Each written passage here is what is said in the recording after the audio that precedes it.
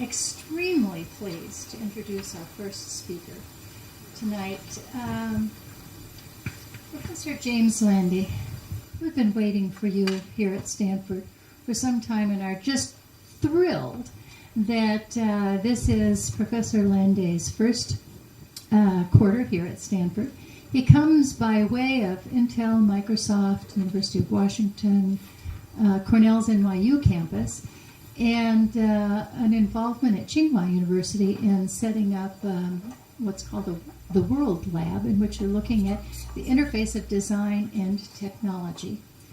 And his particular interests have to do with human-machine interaction as it's brought together to activate, inspire, and maintain personal change. So with that, Professor Landay, we're delighted to have you here. Thank you. Welcome.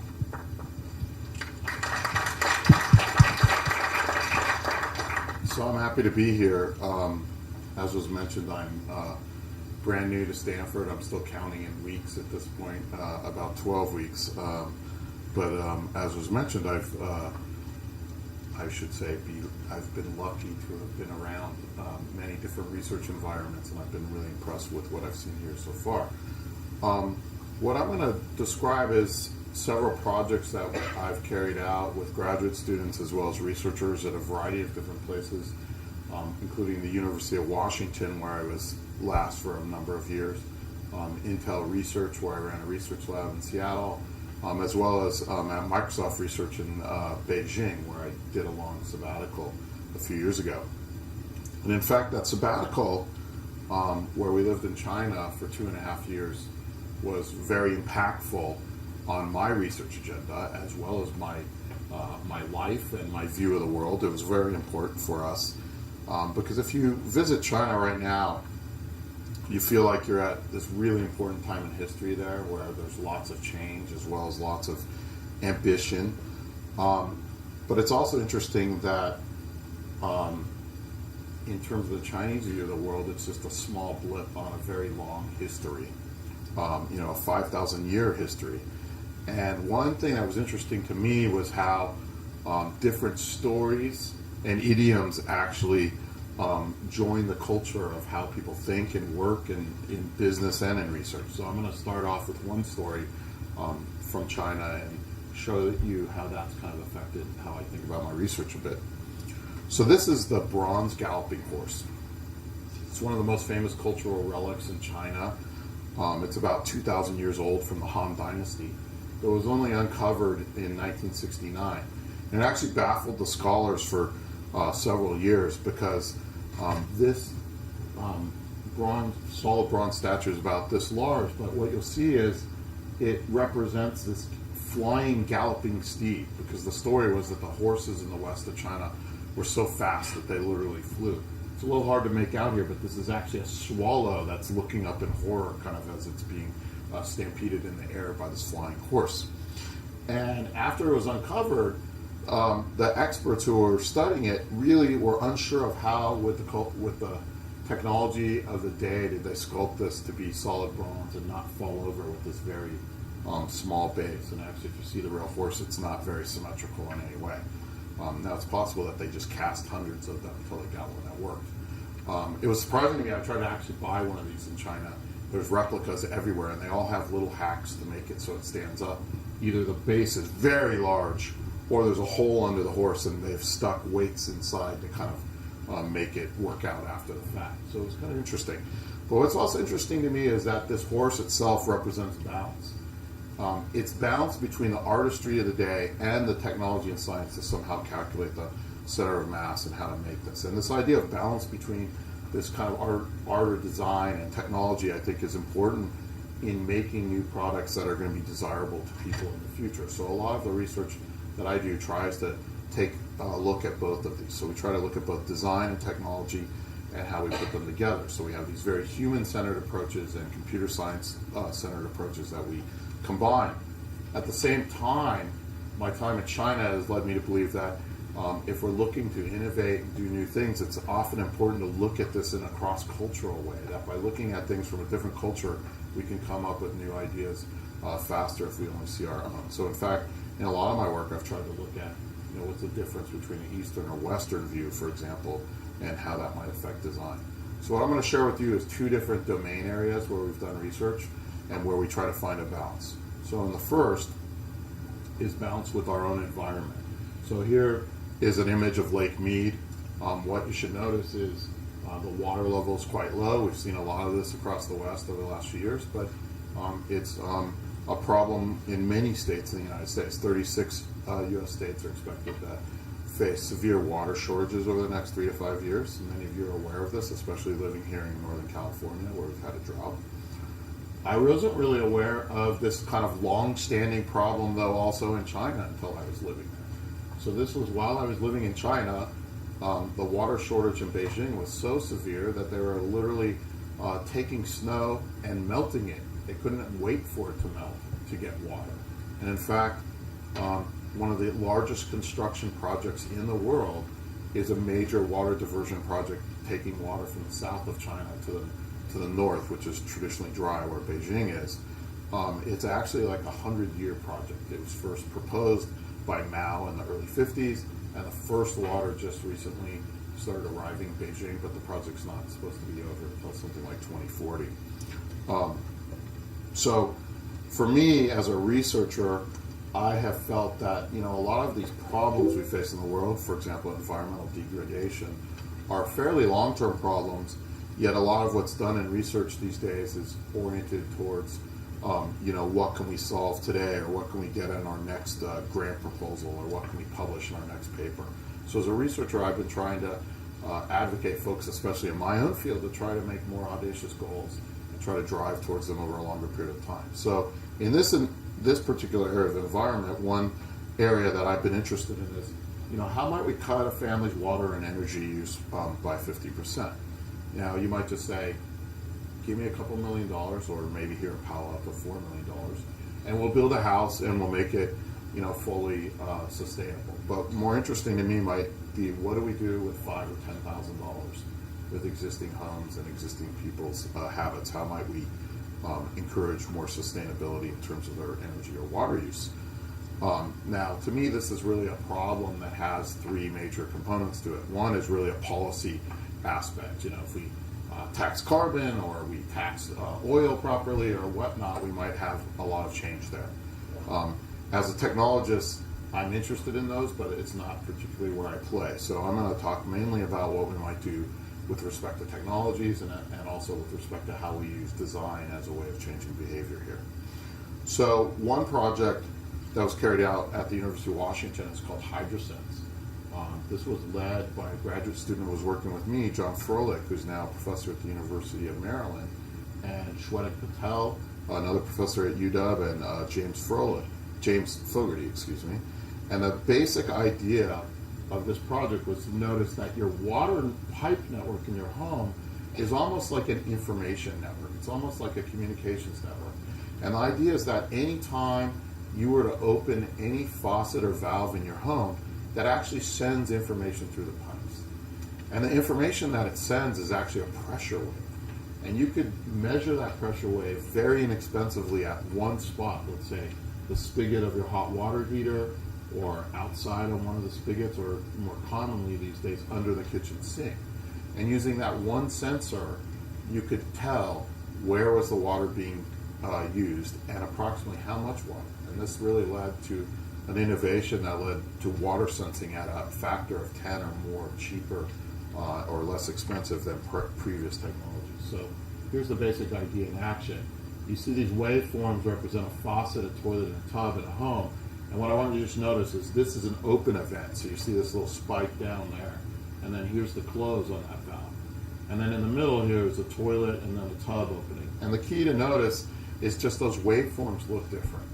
And in fact, even if it's the same kind of faucet, let's say you have two bathrooms and they have the same Kohler faucets, you will actually see a different signal just because it's going through the network of pipes, and that signal is being attenuated in a different way.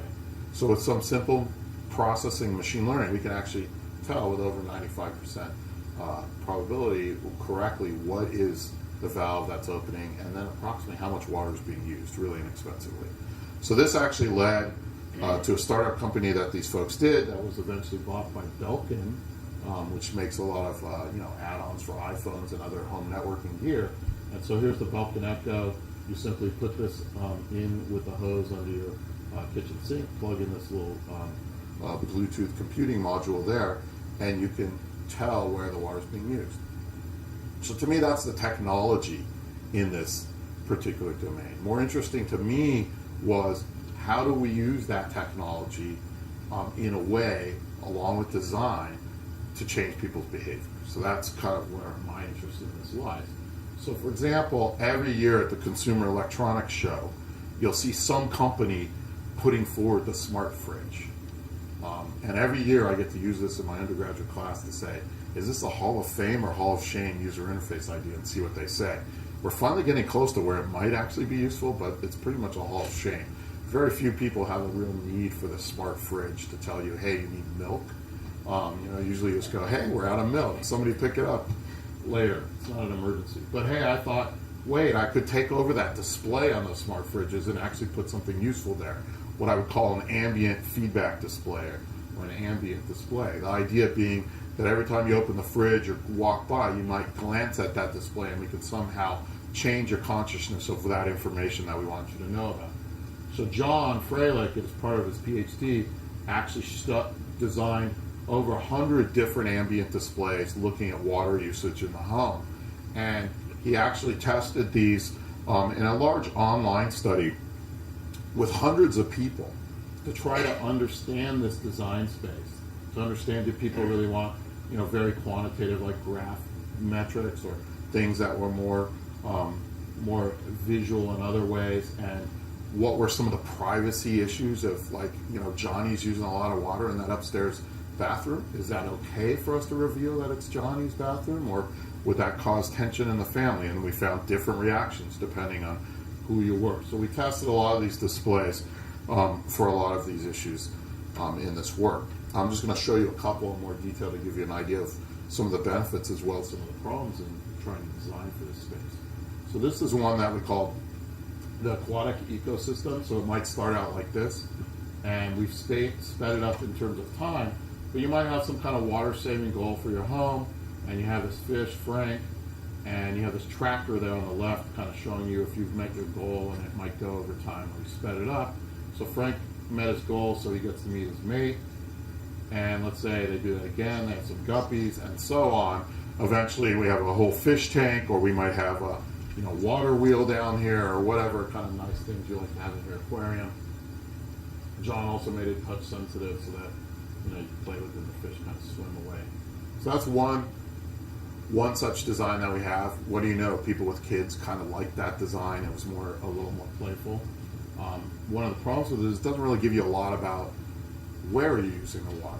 It's more of just, it would be kind of similar to if you just had a number. This design here called Rain Flow tried to get more at kind of what were the activities behind the water. So in this design, John actually put it particularly in something that also had the news and the weather, and then some kind of display of total water over time, and then the date and time. Again, the idea to cause you to want to glance at this for other reasons, and then maybe you're going to also take in this other information. So in this case, these different categories are kind of showing you where the water use is, again, sped up over time, real display. Maybe you have a goal that's based on the height of these different tanks, and then over time you might see where you are with respect to your goal. So in this case, again, he made it a little interactive. This is the programmer at play just trying to show what they can do. But let's say this is your display, and we see that the toileting water there goes over, so it kind of spills over and turns red. Okay? Now, John did a lot of other work, eventually wrote his PhD dissertation. Never got to the point, though, besides these online studies and going into a few homes and doing more qualitative feedback, did not get to the point of, let's say, doing a year-long field study where we really controlled for the kind of feedback to see what kind of behavior change you could get. And that's really the next step in this work. At the time, it was hard with very prototype hardware. Now that the Belkin product's out, it might be a lot easier to run this study. And you might find out a lot of things. So, for example, this might seem like a good design, but in my home, my kids might want to be flushing that toilet to see it turn into something like that. We don't really know until you really study it with people in situ. You can show this to people on the web or have them come into your lab, but that's not the same as seeing whether it actually changes behavior in the way that you might want to do. In another kind of study in this vein, Kate Everett, who did her PhD with me, had the idea of kind of studying more of a large table interface where a family would actually come into some place to run this, figuring people didn't have these tables yet at home, but maybe they will eventually, like in a library or something like this. And they would see their energy and water usage for both electricity and gas and things like this, as well as we had transportation for their car. And then they could make shared goals with it by changing the height of these plugs and looking for ways to change their behavior. So that's another way of kind of bringing people into their data to visualize it in real time. So the one I did on that also was transportation. So we actually did a larger project in this space. Again, John was the first author, John Freilich, on this. This was called the UV Green Transportation Display. And the basic idea of this interface was to say, every day, people pull their phones out of their pocket about 100 to 200 times a day. Whether it's to check the time, to send an SMS, to play Angry Birds, check the calendar, whatever it is, about 100 to 200 times a day, people are just pulling out their phone, unlocking it, and then doing something. The basic idea here came out of some earlier work by Sonny Consalvo, who I'll talk about in a minute, was could we change the background display on the phone such that when it came up, you would see some display. So in this case, we were trying to encourage green transportation behavior. So every time somebody engaged in a bit of green transportation, this tree would grow leaves as it went across, eventually these blossoms. And it would show you the last kind of green transportation here. So in this case, carpooling. We wanted to know if people were carpooling or riding their bike or walking, taking public transit like a bus or train. And the problem with this kind of design was, although 80% of the people we spoke to in a survey said, yes, I would like to improve my transit behavior, be more green, when you actually did a study where we actually had people report on every trip they took, as they took them, I would ask them a survey using an ESM study saying, why did you use this mode of transportation? We saw you just took the bus, or we saw you just drove your car. Being green was 5th or 6th on the list. Much more common were things like how much money did I save, or how fast was it, or how convenient, or was it calming, or could I get exercise while I did it, or could I read or get other work done. So in this display, we actually tried to show at least those ones that correlate with being green. So saving money, or like let's say you take the bus or the train, maybe it's more calming than trying to fight your way across the Bay Bridge, or you ride your bike and get exercise, or maybe in public transit you can get some work done. And so in this case, if you meet your goal for the week, eventually these fruit would appear. So, and then after the week ended, it would start over like this. We also built another display because my colleagues who we worked on with this at Carnegie Mellon, Jen Mankoff and her students, had a theory that people would bond with animals a little more. So we wanted to look at a display that involved nature in some way. So in this case, you got a polar bear that starts out on a little iceberg, and as you engage in green activity, the iceberg grows bigger. Gets a mate. Then they have little polar bears, and you get all this fish and seabirds and things like that. And then this one, when you meet your goal, the northern lights come out. So when we built these displays, they're originally just meant to be information that you could glance at and kind of understand what was going on. One of the ideas was we didn't want them to be numbers so that other people didn't necessarily know what was going on with your information if they saw your phone. We also wanted it to be a little fun. But it was mainly about this information communication. When we ran a pilot study with 12 people, half in Pittsburgh and half in Seattle, for this design, we had some good things happen. One is several people wanted to keep using the system. And when you're doing research level hardware and software, if people actually want to keep using it, that's often a good sign, because often it's pretty clunky. And in fact, when we ran that study, those phones that 2 years before that were like the best phones you could get, in the meantime, the iPhone had come out and they had become pretty clunky phones. And people were like, didn't really even like the phones, but they liked the system when using it. I put in quotes here, we saw some behavior change because a 4-week study is not long enough to be able to tell that. But there were kind of some very bad, let's say, habits of people, especially in Pittsburgh, in terms of driving half a mile or a mile to their friend's house and things like this, and they changed that behavior. They became more aware of what was going on. But more important was the result that was not what we were looking for in the study, was qualitative feedback from several of the people who said, oh, I really like the game. Or I would be at work and somebody asked me, what's going on with the bear story now? And they wanted to see it. And we said, what game or what story? We didn't design it as that. But people saw it, even this very simplistic, you just kind of have this display that's changing in a kind of almost linear way as you go. People found it as a story or game. And that's kind of an interesting result that we wanted to use in later designs, was to say you could use a story or a simple story as a way to maybe drive longer term engagement in these systems, because we've built a number of others. And one of the problems is they seem novel at the beginning, people are engaged, but if you were running some of these things for 3 months, and you saw what happens when you finally meet your goal, the northern lights come out or whatever, after a while it gets kind of old. You can imagine even user contributed authoring simple visual displays, and you just subscribe to it. You don't know what's going to happen, and you're engaged just to find out. For example, the driving game or the mountain climbing game. You know the theme, but you don't know what happens exactly. So that's one nice thing that came out of that. As I mentioned, I spent these 2.5 years in China, and one of the first talks that I saw at Microsoft's research lab there was from a researcher from Japan who gave a talk where he showed a bunch of these feedback systems his group had built, and they were using very similar kind of displays to the ones we had already published at the University of Washington and Intel. And in fact, he said, there's these people at the University of Washington and Intel making these feedback systems, but they're not really appropriate for Asian society. And he said the reason was they all use positive feedback, and he said everyone in Asia knows you need negative feedback. And I raised my hand. He didn't know who I was, and I said, do you have evidence of this? And he said, no, but everyone knows.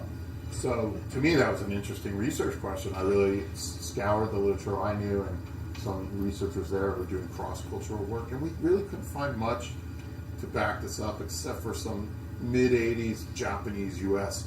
cross-cultural work that was going on at the time that had mainly to do with giving feedback to employees and how they might react. So this led to kind of a first study in this area for us to see if there was a difference, or at least whether we had more evidence that there might be a difference. So we did an online study with 180 Chinese and Americans over 3 weeks. And in this study, we were again trying to look at environmental behavior change. So over 3 weeks, we had them fill out a standard carbon calculator, like one you would get from Lawrence Berkeley Lab. And then we gave them feedback on how they were doing, except we manipulated that feedback to be positive or negative in how we described it. And again, half the people were Chinese and half American, or they were into 2 groups. And then people would make pledges on behaviors that they would change to improve based on suggestions that we gave them. And then later they would report back on how they did. Okay. Now this study has several flaws. One, it's based on self-report. Okay, so we don't really know how their behavior changed. We only know what they told us. So there could be, some confounds in that. Also, again, it's only over a few weeks, so it's not a long-term behavior change. So take the results here with a grain of salt, but they lead me to believe there's something interesting here. So again, we thought positive feedback was the right way to go, and it was based in the literature that we had read about behavior change. And so that's why all the interfaces we had designed were mainly based on when you do the good behavior, we show you some nice feedback, but negative behavior, we wouldn't make the tree die or anything like this. Though other research would lead you to believe you want to do a little, but maybe not a lot. So what do we know? The negative feedback did have a larger impact on the Chinese participants. It was a statistically significant difference that the negative impact led to more, at least self-reported behavior change. The American situation was the opposite, though that result's not statistical. So I really think this is an important area for deeper study. For example, I'd like to really do a deployment of those water interfaces with different interfaces in the U.S. and China over 6 months or a year, and see, do we see a difference in behavior with the style of feedback? in the end, I suspect a more complex feedback strategy that combines that might be even more appropriate, but that would be the first way to go. So this was what we did so far in environmental. The other area that I want to give you a flavor for is really another area of balance, which I think is at the root of a lot of problems we have. This is the balance between eating and exercise. So what you see right here is a map of the United States that comes from the Center for Disease Control. And this is 1990, and each state is colored by the percentage of the population whose BMI is greater than 30. And 30 is the rate where you say that someone is clinically obese. That's where you start to get correlations with heart disease and cancer and other issues like diabetes. What you can see is in 1990, for the states they had data, the ones in gray they had no data for, almost every state is in either 10 to 15% of the population have BMI over 30 or less than 10%. Okay? Now what I'm going to show you here, I think most people already know what's going to happen, but for me what was really interesting is how quickly this happened.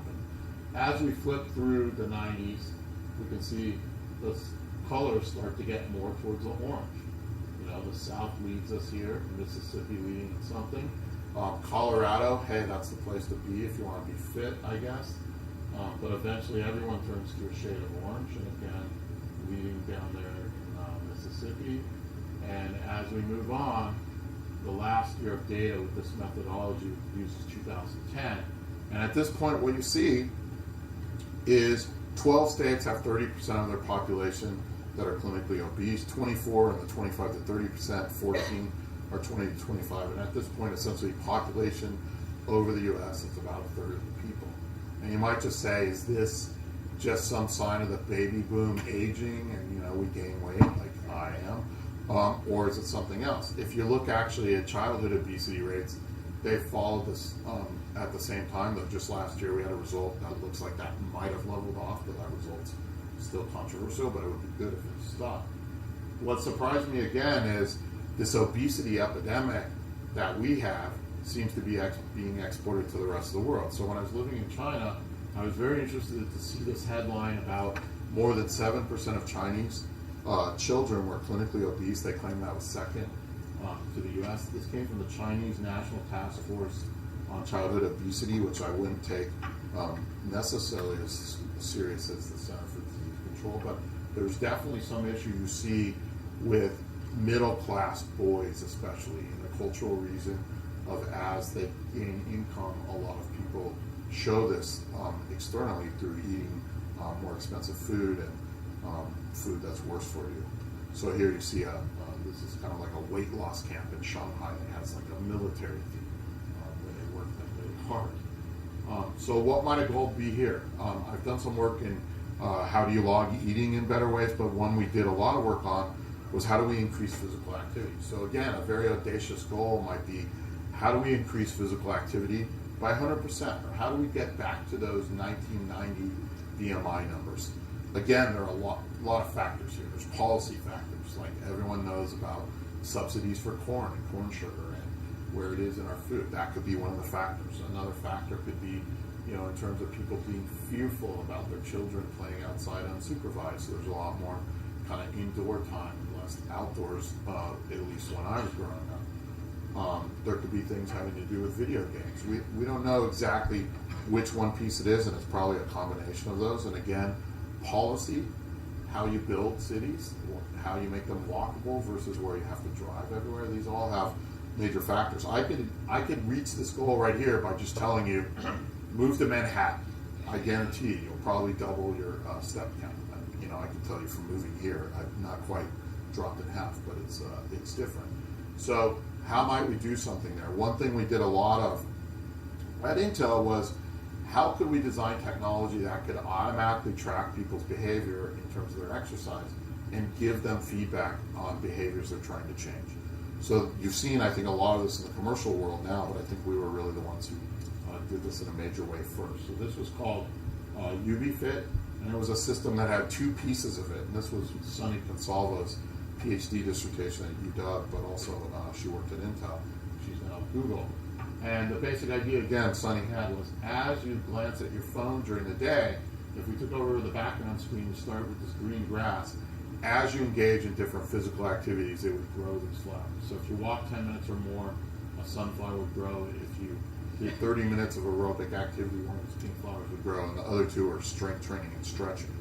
And we also built this thing at Intel called the Mobile Sensing Platform. This was really a computer about the size of a pager or one of these microphones that you would clip on a belt. Had 10 different sensors in it. It could sense 3 different kinds of light, accelerometer, barometric pressure, etc. We threw everything at it. It had its own processor, storage, and communication. Because at the time, something like 2008, these kind of phones, 2007, could barely just run the graphics and show your calendar or do email, let alone do machine learning right there on the device. So we weren't thinking the future would be a lot of kind of geeky people walking around with those things strapped to their belt.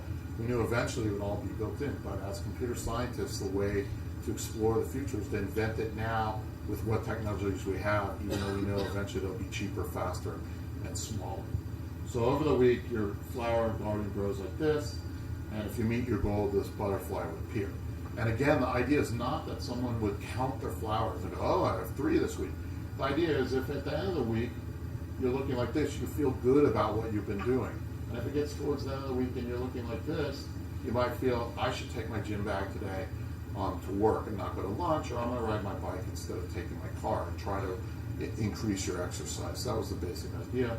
The technology behind all this was essentially collecting these sensor readings from this device, doing machine learning on it to figure out what was going on, and then sending those to the phone, which could then figure out what it meant for the particular application. So smoothing them means this device would 3 times per second say, I think you're walking, running, walking, and then this device would go, okay, I think that means walking. Okay, but if we had a different application, we might want to, in real time, change the display or some other thing. But for this, we want to smooth it out over, minutes. And then the phone would do that. Now again, as soon as smartphones that were good enough came out, so the first Android phone, the first iPhone, students working with me and James Logie showed that you could get 95% accuracy doing this just with the accelerometer on the phone. The latest thing is the Microsoft Band, which is this I'm wearing right here. Scott's opponents who did that worked on this at Microsoft. This device has the same amount of sensing and computation as that big black box that was on my hip in the other picture had. So, what were the surprising results here? We thought that activity inference was the key feature. In fact, as the head of the research lab running Intel Research Seattle, I probably spent a lot of money on a lot of hardware engineering, a lot of machine learning to try to be able to build this device that could figure out what you're doing, and it's still one of the best done today. We can tell if you're walking, running, biking, on a Stairmaster, on an elliptical trainer, or going upstairs. In fact, most of these other things do like 2 of those. So it was pretty good. And I thought, okay, that's really the key, be able to do this automatically and not have people that have to journal it, because anyone who's done journaling knows you can do it for a while, but if you've ever done Weight Watchers or any of these other things, people eventually drop off. So we did a 3-month field trial with 28 people, and there were 3 really key conditions. One was the full system, where you had this display with the garden, as well as this automatic activity inference on your head. There was another one where you just had the garden, but no automatic. You had to journal everything using an application. We had to have an application because, the AI is going to miss things, or it's going to make a mistake. Say you were running when you were really biking, and you might have to correct it. So we already had an interface for that, but you would have to go into that interface and add everything manually. And then finally there was a condition where you didn't have the background display, but you did have activity inference, but the only way to see it is if you ran that out. So you had to think about it. And so there's something about this glancing at the display when you're doing other things versus having to consciously think, hey, what am I doing today? For example, still on things like the Fitbit or these other devices, it's not showing me anything until I think, hey, what's my step count today? And only when I query it do I find out. Whereas with this, it was like you were going to be communicated it over and over in a less conscious manner. And so, what do you know? In the results, we ran this study. At the time, we thought a horrible time to run an exercise study. It started just about now, right before Thanksgiving, ran through the winter holidays, through into January and early February in Seattle. Okay, and a lot of prior research shows that people drop off on the research at the time of year, and you can guess why. It gets dark, it gets cold, it gets wet.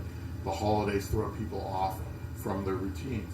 And what do you know? The people in the conditions who had the ambient display were able to maintain their exercise, and the people who didn't fell off. So I think, although I still think automatic inference is important, because for long-term effects, if we did this even longer, I think self-journaling gets hard. But the ambient display is still key, and I think this is something we haven't really seen yet in the industry. I have another one that try to combine both environmental sensing as well as physical activity. This one we did at Microsoft called Zuki. It's more about telling a story, and although we designed this, we didn't build it, so I won't give you the results there. And what I'm going to end with is one right here that Jessica Clochard, who's a postdoctoral researcher sitting up here, is working with me here at Stanford. We're trying to see, can we communicate some of these similar things without even a visual display, but with a vibrotactile display? So, for example, if you have one of these new smart watches, could we vibrate simple patterns during the day that you could actually perceive as, let's say, a number of 1 to 10 to know, how many thousand steps you need to go or something like this? And we've already run one lab study where it showed people can perceive these patterns fairly well.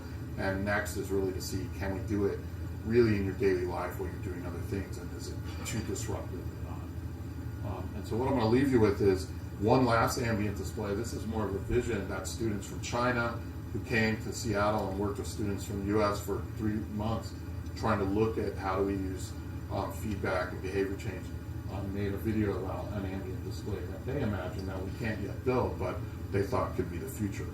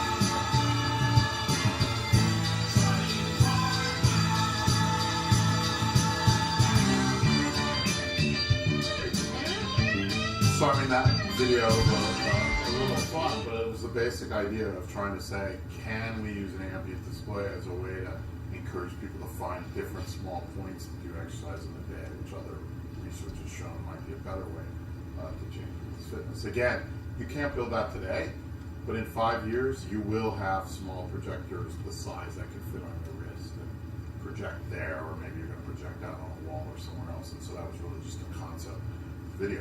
Anyways, I'm a little over, so I want to thank you. And do we have time for one question? Okay.